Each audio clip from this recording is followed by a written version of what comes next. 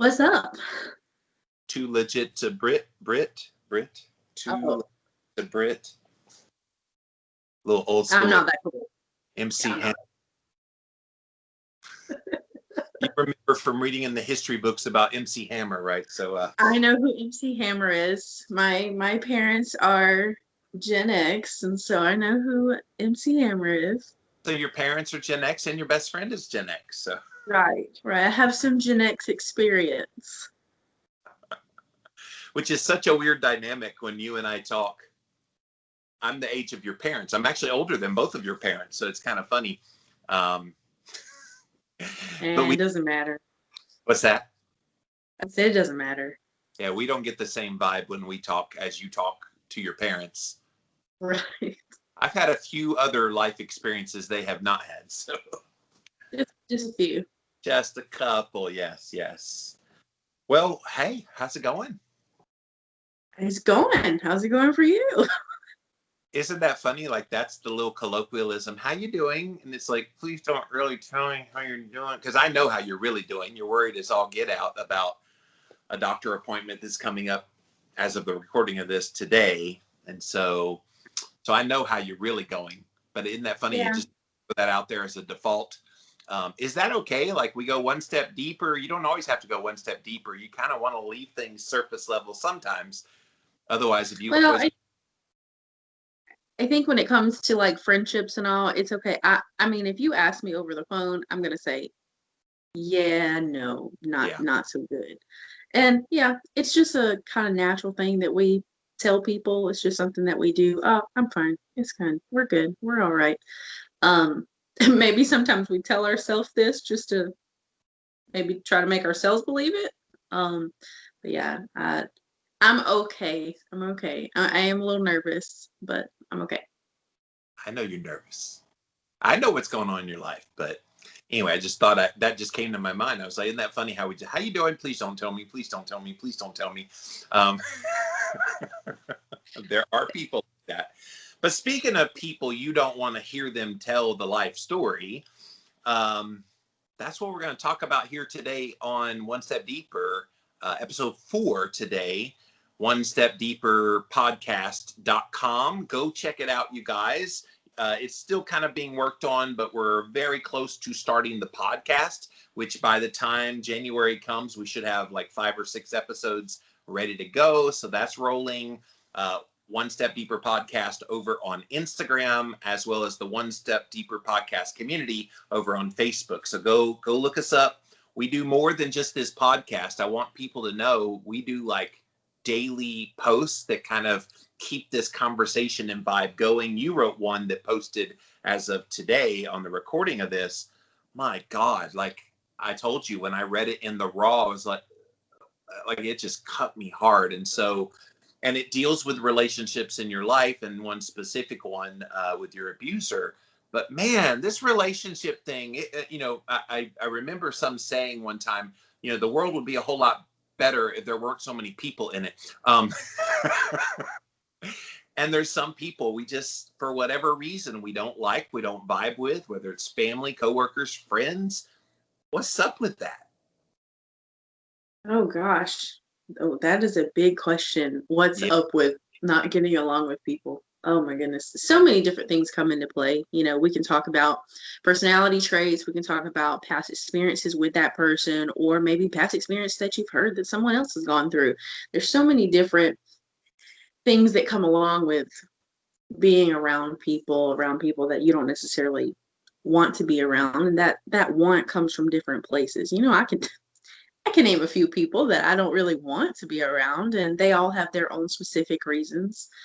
Um, I mean, I know you've experienced that same thing where maybe, you should, but you don't really want to be around those people.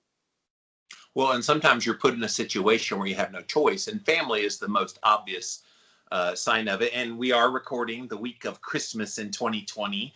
And so a lot of people are gathering with family. I remember growing up, that was always kind of the weirdest thing to me.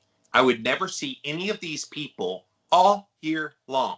Suddenly, we're at Aunt Jeer's house in Memphis, Tennessee, in this little rinky-dinky little apartment that's probably no bigger than the size of Jimmy Rant's studio here. The whole thing, and we'd have 25 people in there.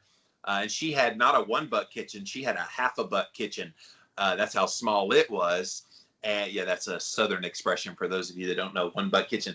But yeah, I mean, and some of them were kind of weird. Some of them, I'm just like, I have nothing in common with these people. And who are these people? Oh, you're my sweet little. And I'm like, I'm your what?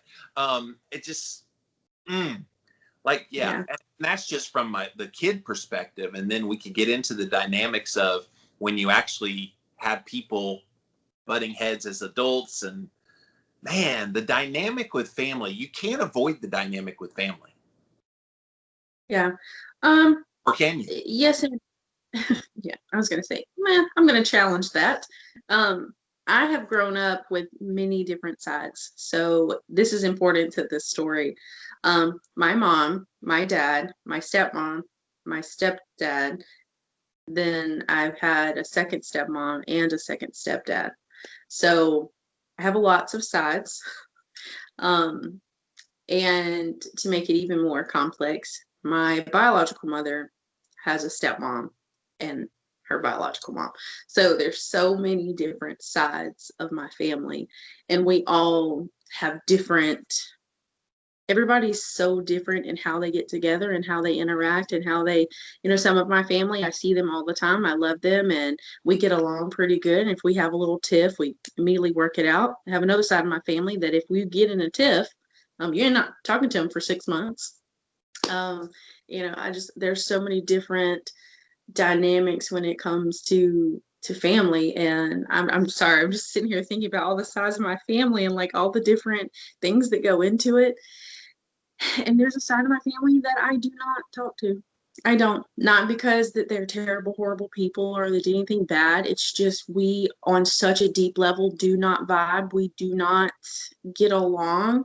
And this is not just me. This is several people in the family. Really just we don't vibe.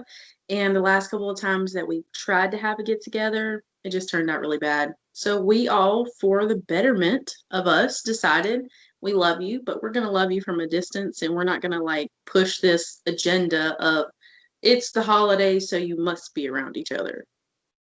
Yeah, and I think a lot of people do force it, Brittany, because they feel like it's a duty, it's a tradition, and family reunions are the same way.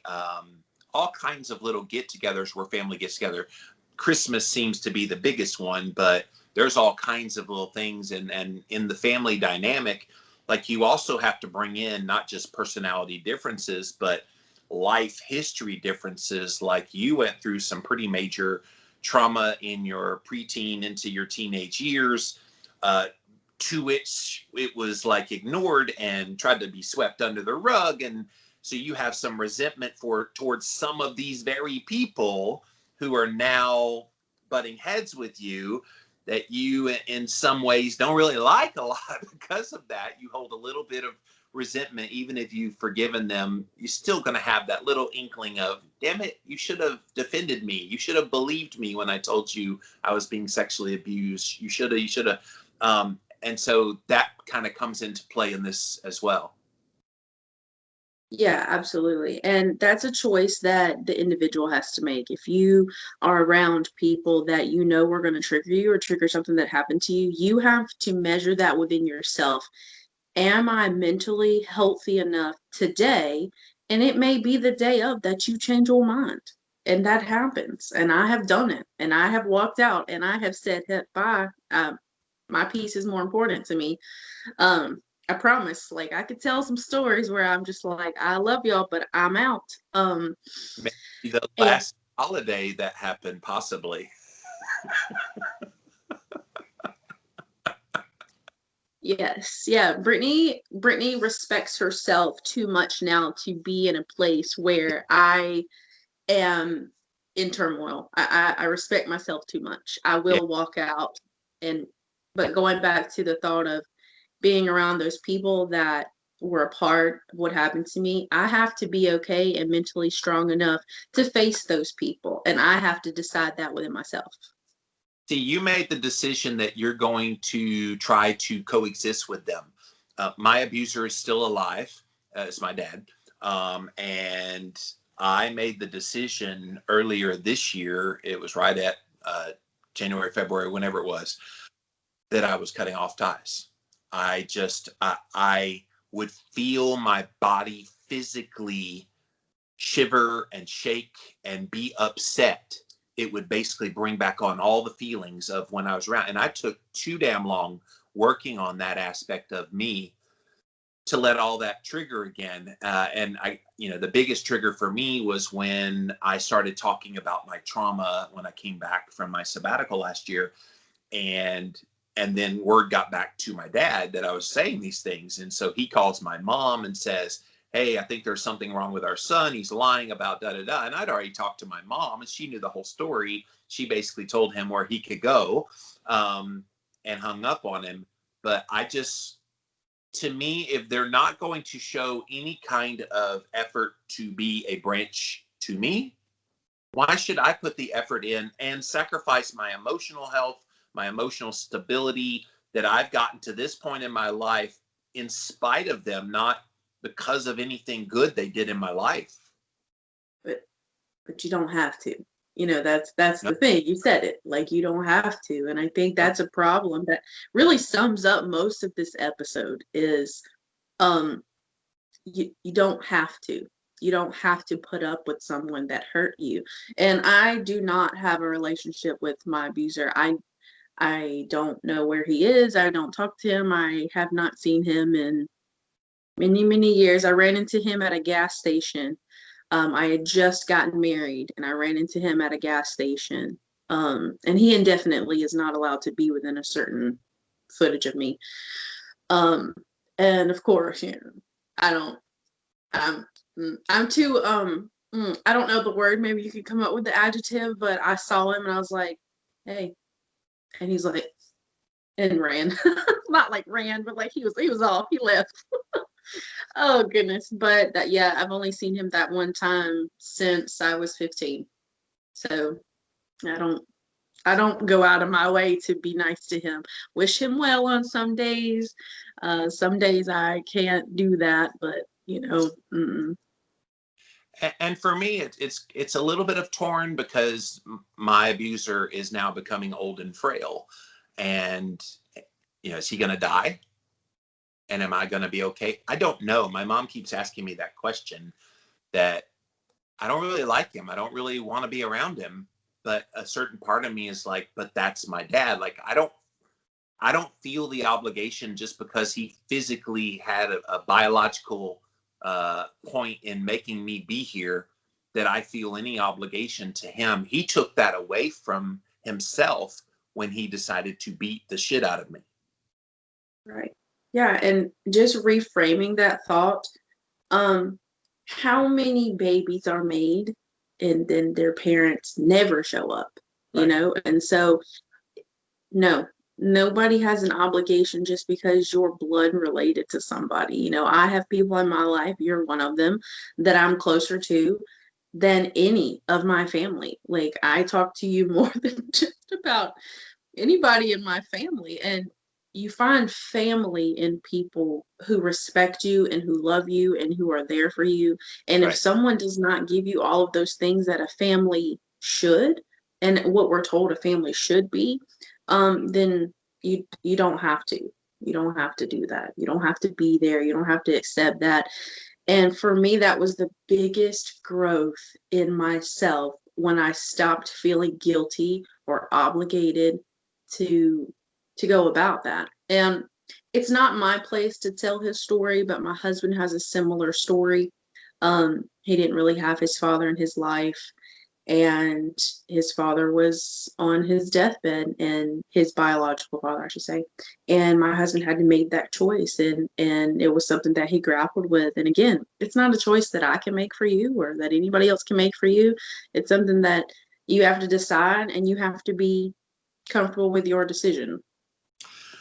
Yeah, and I am, by the way. I've been at very good peace about not seeing him. And I think what has fed into it a little bit, and we're going down a rabbit hole, this one step deeper, that's what we do here.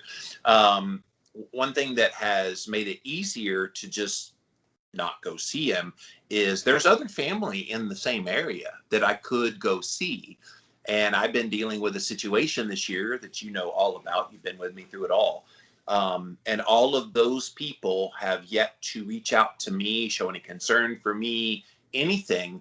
And so it makes it easy for me to just go, yep, and just throw that side of the family completely out, which people are like, well, you can't just discard family. Why not? If they've discarded me, metaphorically speaking, why the hell can't I do it back? Now, is it healthy to do that? I guess that's on a case by case basis. But for me, keeping my sanity and making sure that I have real family, like this lovely lady right here in my life, I consider you more family than probably anybody in my life. Yeah. At least you're there, you're present, you're giving words of wisdom, and you act like you care, because you don't have to act, you do care. Right, exactly. I've had enough people in my life that didn't show that they cared, that I care so deeply for the people who are in my life. Yeah, and honestly, I want to go back. It's not a bitter thing. I want to touch on that because people think, well, I can't cut family off because that makes me the bad guy or that makes me bitter. And it's literally not about that. The family that I don't talk to, I wish them well. I have no hard feelings. I just understand that whether we're blood related or not, our personalities and our past, the things that have molded us into the people that we are, we just don't mesh. We just don't. I'm really raw, down to earth, and I understand that I'm not everybody's cup of tea. I know that because I have this tendency when I get around people, I don't like surface conversations, and it's really difficult for me to talk about the weather or talk about school or talk about, the things that you talk about at family get-togethers. I'm like, tell me about your life. What's going on in your life? How can I help you? How can I therapy you? And like that's a hard personality to be around when I always want to go deep, and some people are like, "Hey, whoa, no, there's a guard there." And so I know I'm hard to be around too. Well, and yeah, I mean, family is always going to default as well. This is part of the dynamic of trying to get along with when you don't really like these people. Family default to their last known experience of being around you often. And I had this at Thanksgiving. I went to see my mom and my sister. My mom lost her husband last year. So anyway, they live together now. I went for Thanksgiving and I'm like, I'll go for 10 days. No big deal. 10 days. Haven't really gone anywhere in 2020 because of the Rona. So let's do this. And so they were like some of the first people I've seen all year. I've seen you. I've seen one other, my friend Tom in the Tennessee area, and then my mom and my sister. That's all I've seen the whole year. And so I go there, and things are kind of sort of getting along, but then I notice some old habits from my mom in her relationship with me sneaking back in. Now I'm 48 years old. I've been out of her house since 14 when she kicked me out. And I just couldn't believe it. Like I got really, really a visceral reaction to some things she said, the way she said. She has a bad habit of interrupting. I'm in the middle of telling a story and then she starts talking and I'm like, okay, I guess we're going to stop talking now. And so those things grate on you. And then some people watching this might be like, that's so silly. It's so innocuous. Don't, what do you, but it messes with you. Yeah, it does. I again, I can come off really rude because if someone begins to speak over me, I just pull a Kamala Harris and I'm like, I'm talking, you Speaking, know? Yeah, I'm speaking. It's my turn. It's my turn to speak. And it's not rude. It's not rude to tell you know, somebody, hey, I'm speaking. you know what I do? I say, oh, I'm sorry. I didn't mean to interrupt you. That's rude, but it's true. I didn't mean to interrupt you. Sorry. And then she's like, oh, I interrupted you, didn't I? I'm like, kind of did. But what did you say? And Jimmy and his smart assery. Oh my gosh. and you're my best friend, so you must like it. Yeah, sure. That's it. Sure, we'll go. Oh, yeah. I can't do that. But yeah, so people default, going back to that, people do default to the you that they know. And that's difficult too. And that kind of brings me around to the other part of this is you kind of, if you decide to be around people, you have to know in yourself that you can accept them for where they are. Not everybody is on a growth path. Not everybody is growing mentally. Not everybody is willing to go deep. Not everybody is willing to have the conversations like you and I are having. And you just kind of, if you decide to be around them, you just kind of have to know what to expect and don't set the standard too high to be let down. So I know there's a family member on my husband's side. Poor thing. None of us like her. We just, none of us get along. She's very bold and in your face, and she's a hard personality. Now, I've accepted that this is who she is. She's not changing, she's not growing. This is just who she is. And so when I get around her, I don't expect anything more out of her. I expect that. And so, when it comes to your family or my family, there's people that I understand. That's who they are, and I hate that excuse so much. I hate when people are like, just the way I am. I hate that. But the truth is, there are people out there who think that there's nothing wrong with them, and this is just how I am, and that you have to accept them right there. And if you can't, then don't be around them. And I think if you know that going in, and you know the things that could potentially be a trigger coming out of their mouth or their behavior, if you know it going in, that kind of makes it a little less of a blow. I think it's where you're blindsided by some memory of something that maybe you had already totally healed from and forgotten and moved on, and then bam, they just bring it right back in front of you, and you're like, oh, why do I feel like shit suddenly? Oh, you brought up a memory saying that. I had a great grandmother. She's since passed away, and her name was Mary Davis. No relation to that. I'm a Davis now. Um, and Miss Mary, I just have to set the tone for you. Her entire house was pink. Everything was pink. Her hair was always beautiful and big and blonde and curly and just big. Um, it, she had flowers everywhere just everywhere. Very that kind of woman. Love her so much. But she had zero filter. If she was gonna say it, just how she was. And so I did get my feelings hurt, but I never let it sit on me for long because any time I'd walk through her house, it did not matter if I had lost weight. It did not matter what I looked like. Anytime I walked in her house, Brittany, gained some weight, haven't you? That's okay. We all gain weight. I'm like, Ooh, Grandma, Grandma. wow.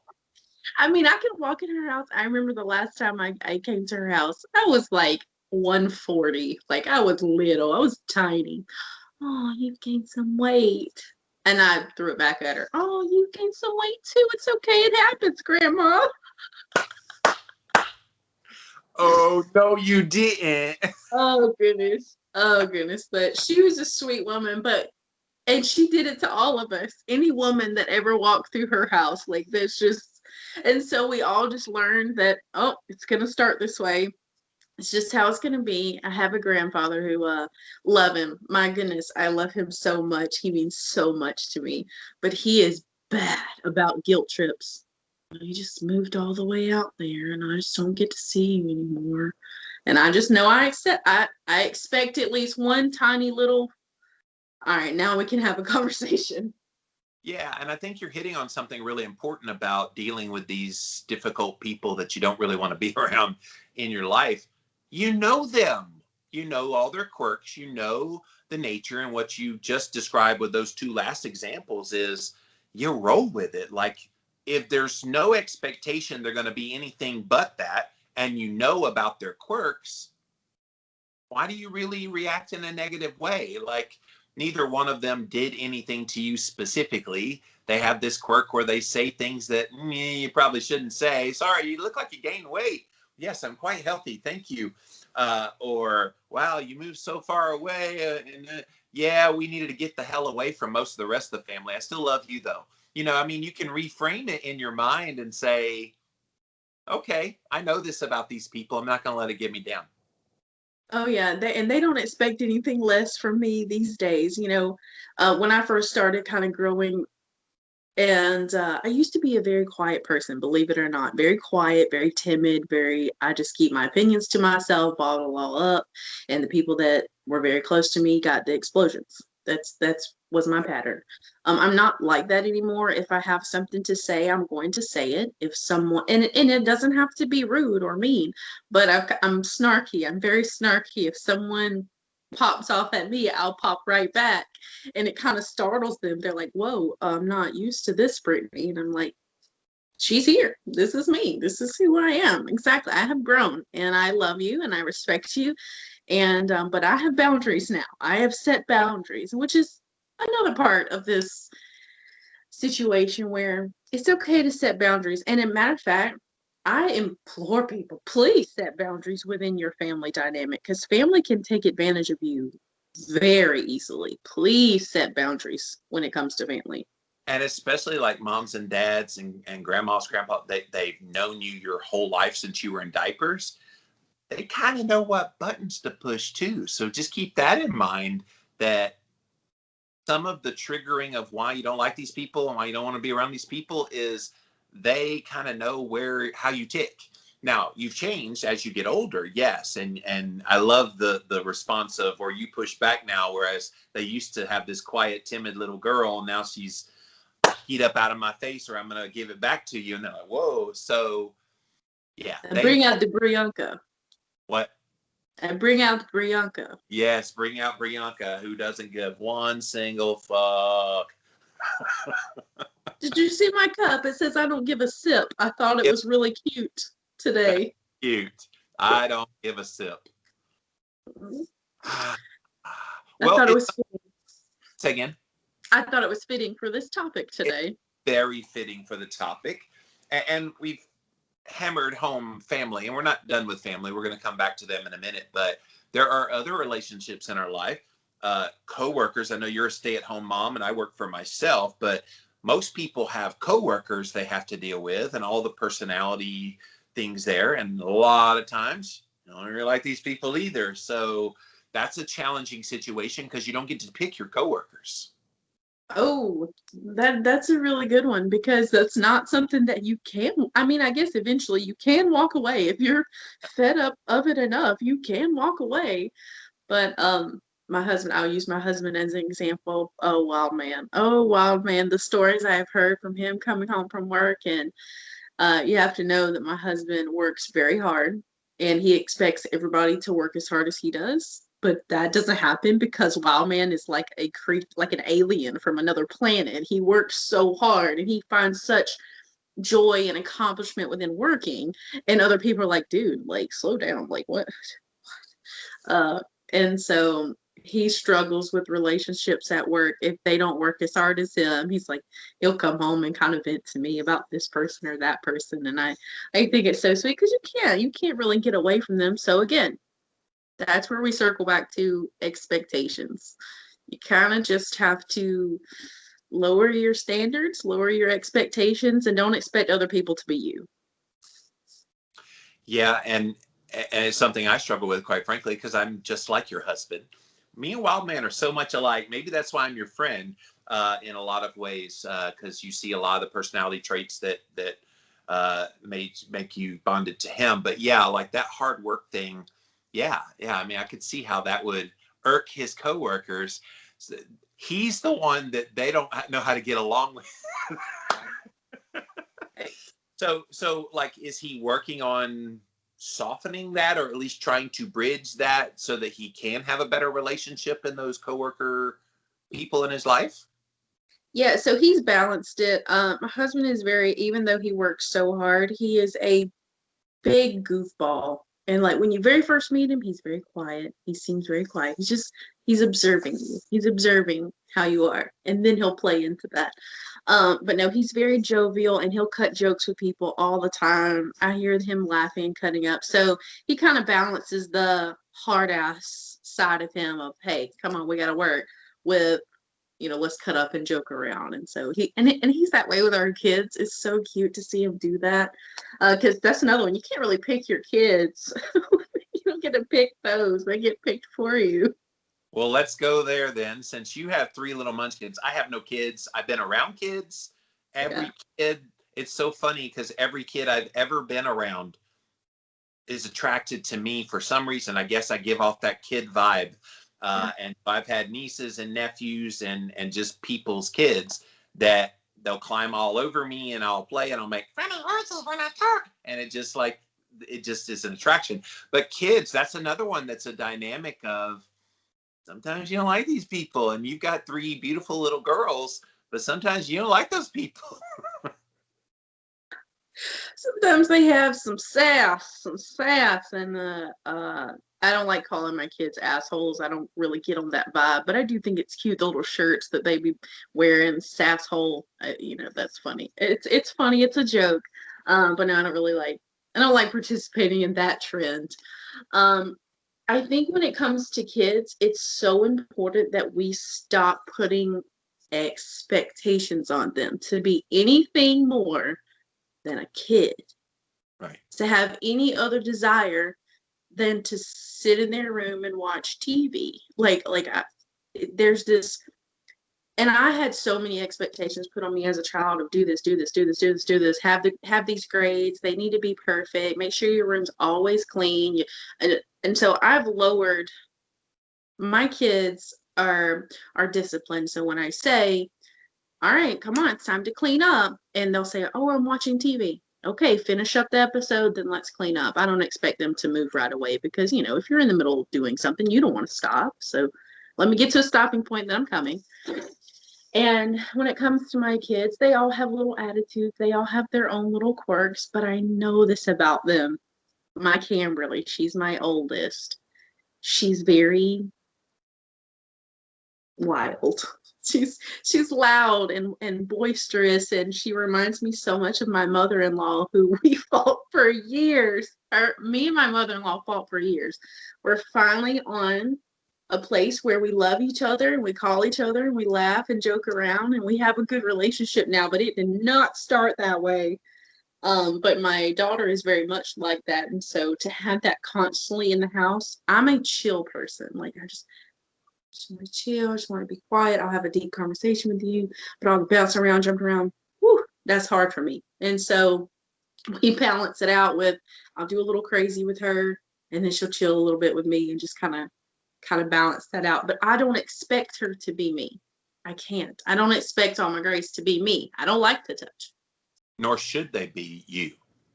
Right. But that's what happens in that parent relationship sometimes, that we expect our children to be like us, and especially like to expect them to be like an adult. That's too high of an expectation. Kids are kids. Yeah, and back to your husband and his coworkers, like his expectation is, dang it, I work hard. You need to work your ass off too. What's wrong with you? And he's putting that expectation on them in much the same way. Yes, absolutely. I'm a type 1 Enneagram, and I just want to tell everybody, I'm sure we will reference Enneagram many a times. Please go look up and test what your Enneagram type is. Eclectic energy. We need to do a whole eclectic energy is the one to take, yes. And take the long one, not the short one. Because Yes. like 8 or 10 pages, the long one, but it's so worth it to get all that. But we should do a whole episode just on Enneagram, since we do reference it so much. I think it would be very educational, because you and me are two very different Enneagrams, and your knowledge of Enneagrams is far better than mine. And so you understand dynamic between Enneagram. Yeah, we'll do a whole episode in the new year about Enneagram. Yeah, let's do it. But Yeah, you're a 1-2? 1. Yeah, I'm a 1 wing 2. And so my tendency is perfectionism, and anything less than perfect, I feel like a failure. And 2s, my husband is a 2, and you're a wing 2. His main is helping people to the sacrifice of himself. He will do anything for anybody else. And how dare I have feelings? How dare I need something? That's kind of where he goes. And then Jimmy is a wing of that, but Jimmy's main one is 3, and 3s are, I must achieve. I have to achieve everything, and if I don't achieve, then I am a failure.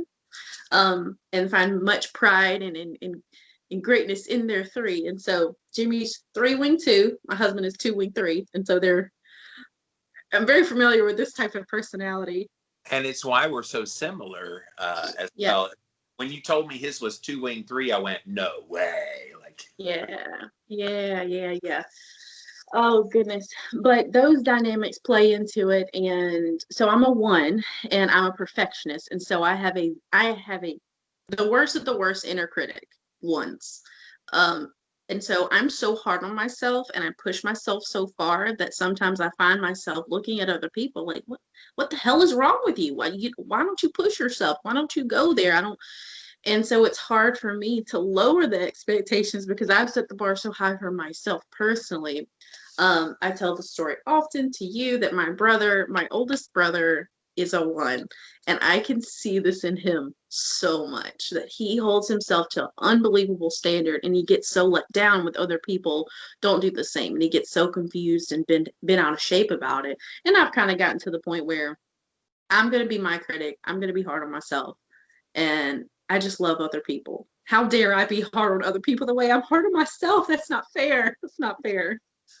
isn't some of the conflict that's involved with not liking other people, and we've already talked about family, kids, coworkers, isn't some of this conflict a direct result of there's just so many views of life, ways about you, that if we just got understanding that we're a lot more interesting as a society in our differences, even some quirks that are like really weird. I think about all those viral Karen videos out there that are on the internet. Like, they're funny to watch, but you look at people like that and you kind of go, what makes their brain work that way? Because mine doesn't. And I think just recognizing we have those differences, and it's through those differences we have a more rich and, I guess, expanded life. Not this kind of, if we're all lemmings and we all think the same way, how boring would the world be? Oh gosh, so boring. And that's why I get into Enneagram and I've looked into that so deeply. And I can pop off there's 1 through 9, and I can pop that off so easy because I want to know how people tick. I want to know. That's why deep conversations are so stimulating for me because I don't want to just know this surface stuff. I want to know what, why you think the way you do. What led you to believe that way? Did you go through trauma in your life that shaped how you are? And all of these factors play in, and how there are very few people that I just cannot be around. Very few people.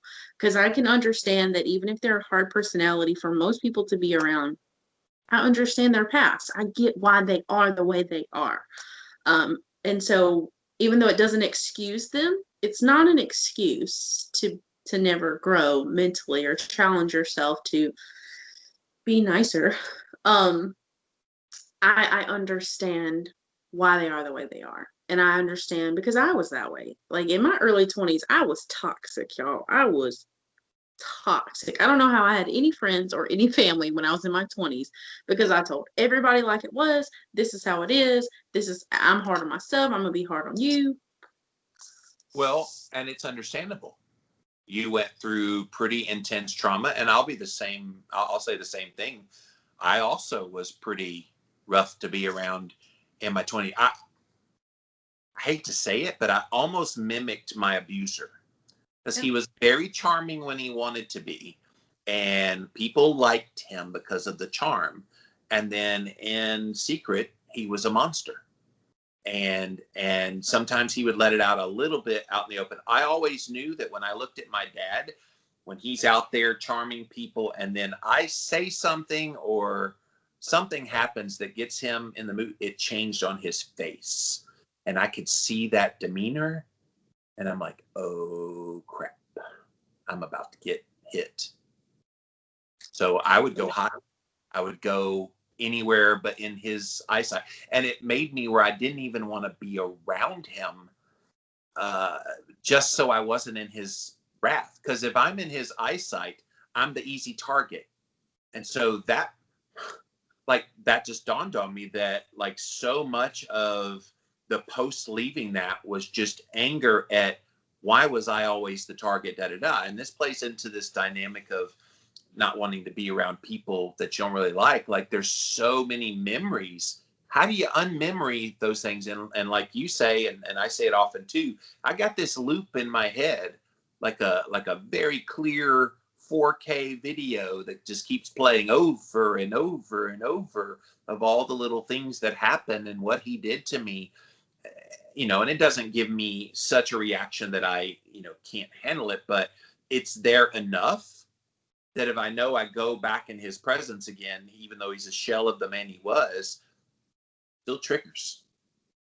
Yeah, and that's where we kind of said that case by case basis of person by person and what that looks like.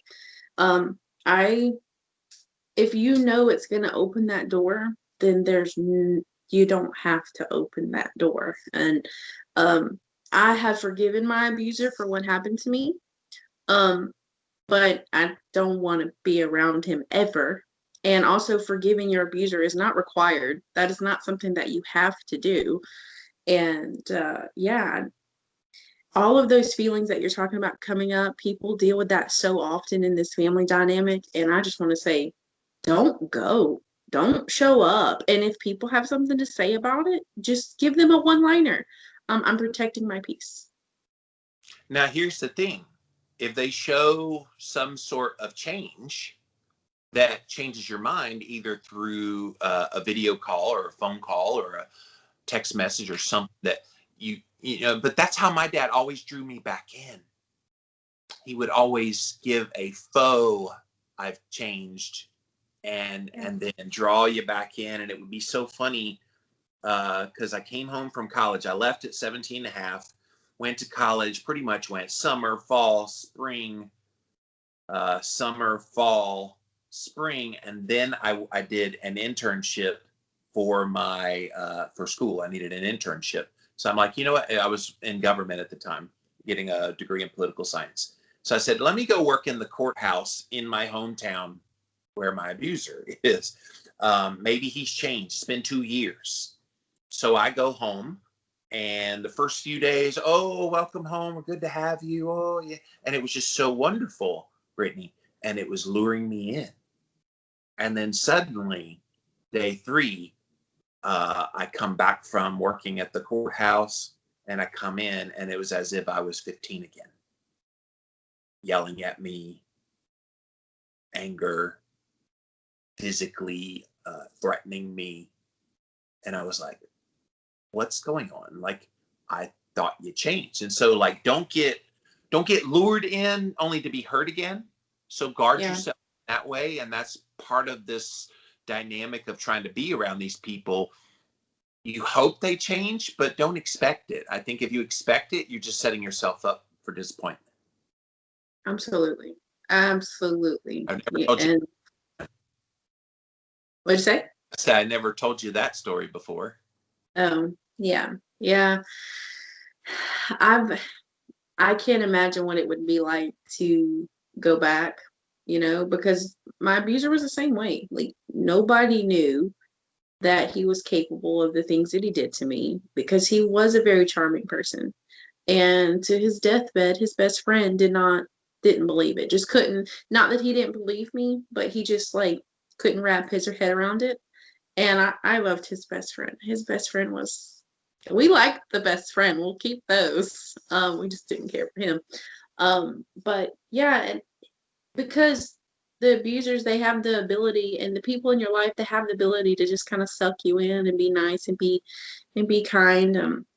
Thanksgiving, I had planned something here at Thanksgiving, and I was really nervous about it because I expected the people who came to be the way they were. I knew the way they were, but I had to question in myself, okay, am I okay to be around this? Can I put myself here? Can I have the conversations that I know are inevitable? Can I do that? And there's a great eclectic amount of, when I go around my dad's side, we're all pretty similar. We all have kind of the same tendencies. When I'm around my mom's side, we're starkly different, very, very different. I have a very mid-level of politics. I don't talk about politics a lot, and I don't. Nope. Don't open that door. That door is closed.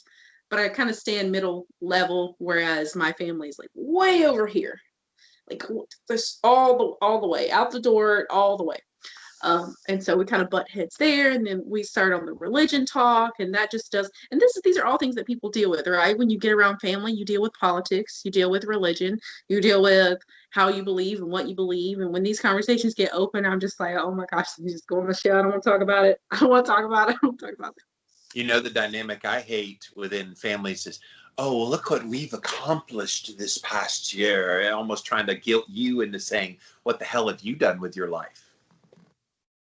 Yeah, I have a side like that where they're just like, look at this latest technology that I have. Look at this latest thing. I have the best of the best. And I'm just like, I really don't care. Like um, this shirt came from Sam's. I was trying to think of where the shirt came from. Like, it came from Sam's Club. Like, I don't care. I don't know. I'm going to shop at the best of the best.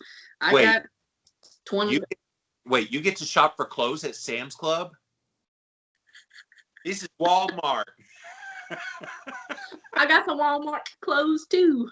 I got some Walmarts. Don't care. Like within like those family dynamics, everybody feels like they have to show off. Like, is it a self-esteem thing that while Johnny got straight A's and he made the super honor roll at his school and he's the best? I mean, I get pride in your children. I get kind of saying where you are in life, but do they even think through the ramifications of what message is that sending subliminally to everybody else? It's primal. It's a primal thing of, I am man, I am woman, I have accomplished, I have the best. You know, it's a primal thing. My cave is the best kind of thing. It's just something that people got to show it off. And I mean, I'm proud. I moved in a new house this year. Like, I am damn proud of it. Not because like I feel like anybody else should do what I do, or I'm the best, or I don't care about other people. Like, you do you. You survived your deathbed. You moved into a new house. You started a podcast. Like, you've accomplished a lot of kind of cool things that if you get in that scenario where you're around family that maybe you like or don't like, and you start listing off some of those things, you know, you kind of want some feedback that says, oh, that's cool. And I think that's also kind of a source of disappointment when you feel like you're sharing good things about your life in those situations and nobody seems to care. And yet you're supposed to care about their stuff. Right, right. And it goes both ways. You know, if someone's kind of being a little braggy and you're just like, good job. Good job. Yeah. Sometimes you just kind of have to fake it, to be honest with you. There were many, many years where I was living in a home that wasn't ideal and I wish I had a better one. I come around all these people, have all these nice things, and I'm just like, this sucks. This sucks so bad. And that waiting period of waiting and working, I just kind of took it as motivation.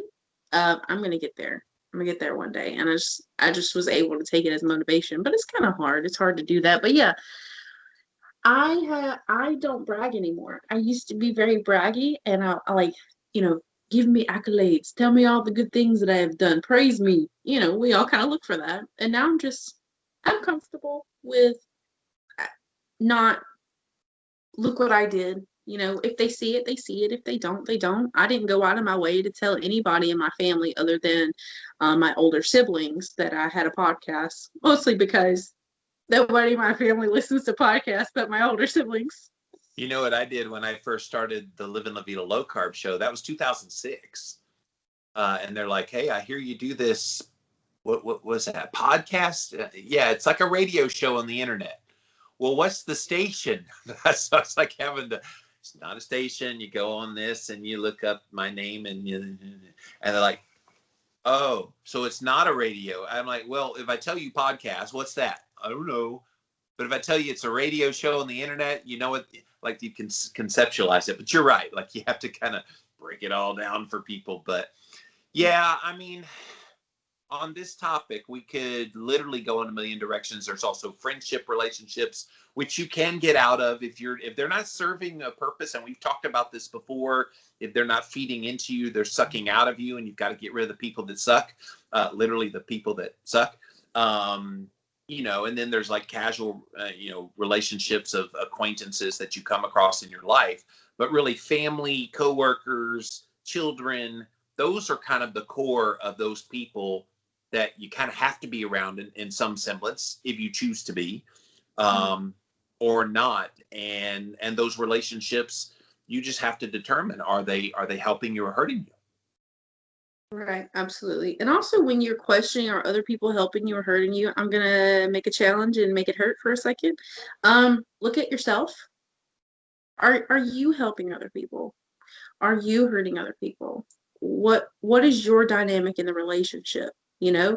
And yeah, I can go on and on about all the people who've hurt me, but if I really stop and think about it, I've hurt people too. I'm a human being and I've hurt people, and I have to, and everybody has to respect that there may be somebody out there that don't want to be around you. And so that's another level of growth, is accepting and not getting your feelings hurt when someone says and sets a boundary with you. If someone sets a boundary with you, you have to just respect it and understand, okay, I don't know why. Perhaps I don't know why I hurt this person or how I hurt this person. Either, reach out, apologize, do what you can. And if they're just not willing, that's okay too. And just having a personality difference is not enough of a conflict that an apology is warranted. I think sometimes, and I've even noticed this within my own family dynamics. This is a good thought-provoking kind of episode because it's making me think about all those things. Like, there's certain people in our family we have to dance around. There's just no ifs, ands, or buts about it. You say one thing, one specific thing, boom, it's off the rails. Or if you kick them off kilter and get them going, boom, it's off the rails. And so I think knowing those triggers and then not going there is the way to get along with these people that maybe you don't want to be around.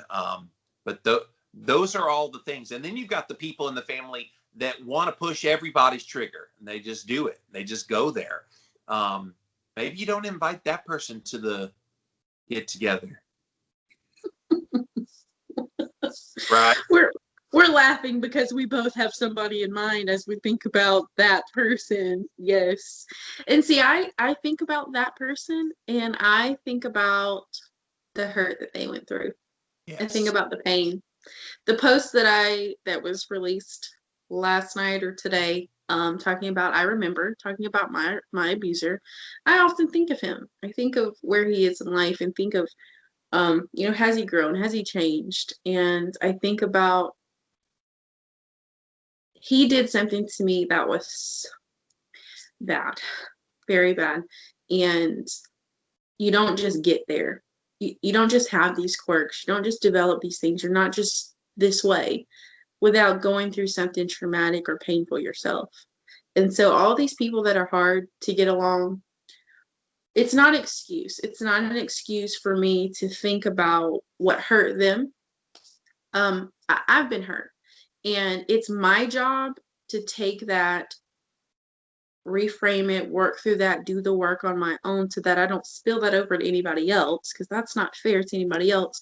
But it does make me think of, I was hurt, and from that hurt, I hurt people. And so if there's someone in your life that's hurtful, why? And so I just start asking those questions, and it makes you more understanding and more compassionate for that person. Still doesn't mean you have to be around them. And almost nobody lashes out hurt without having been hurt somehow themselves. And it's a lesson. And you're right. We don't have to be the one to fix them or to identify it in them, but acknowledging that if they're sharing hurtful things, like calling you, wow, you look like you've gained some weight in your life. Is that a quirk from some hurt in that person's life?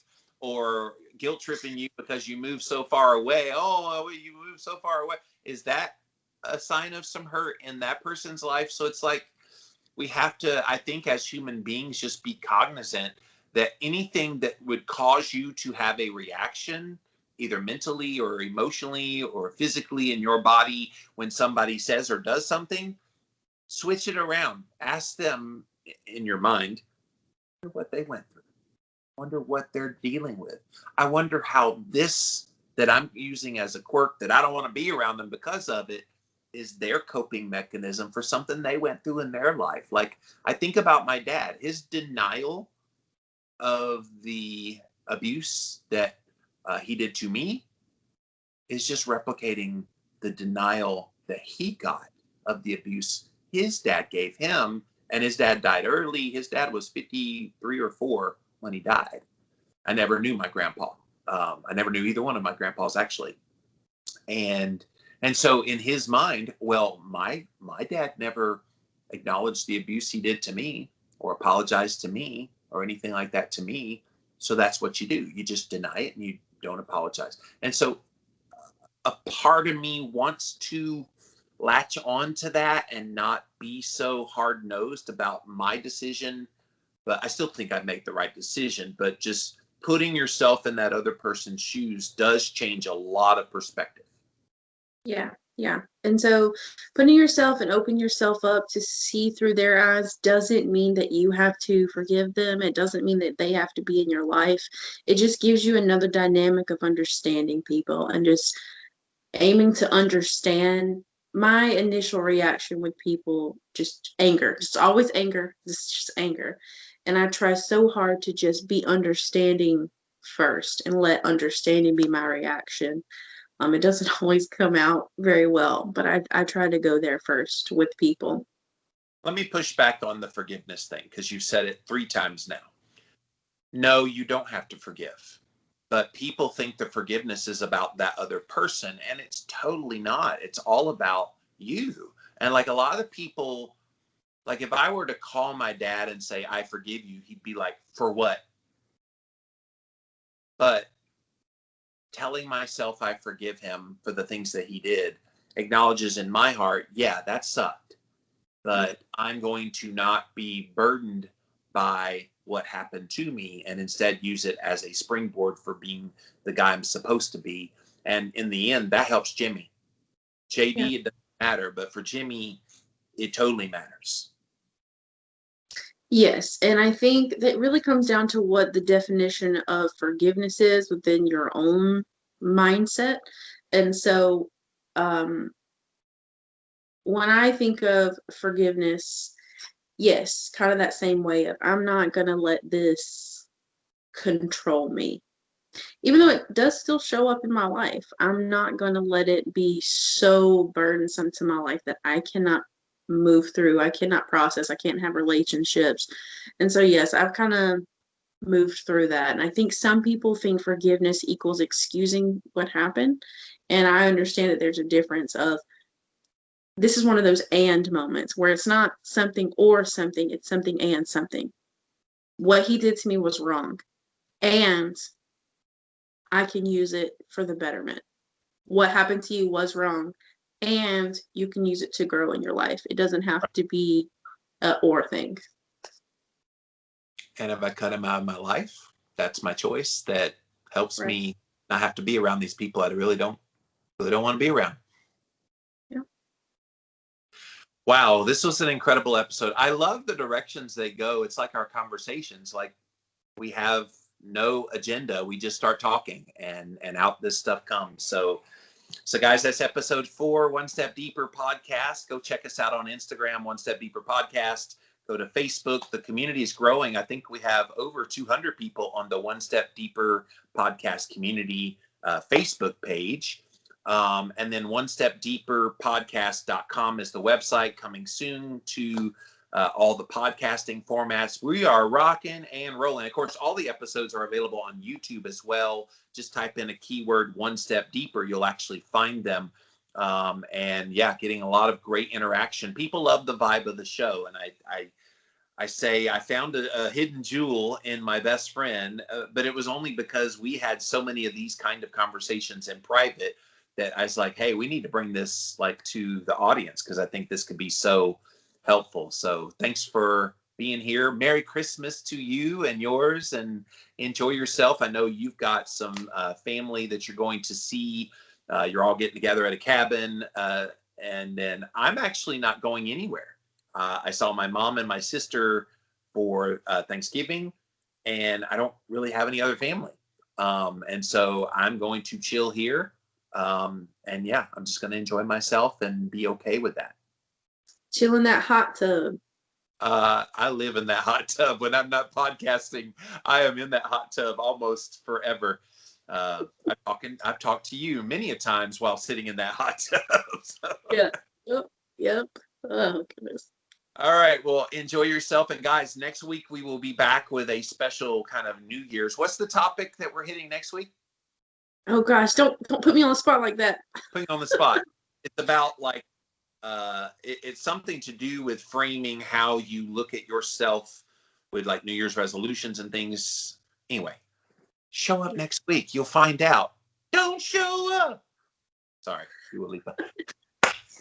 We better go. Jimmy's acting silly. Bye. Yes. Bye.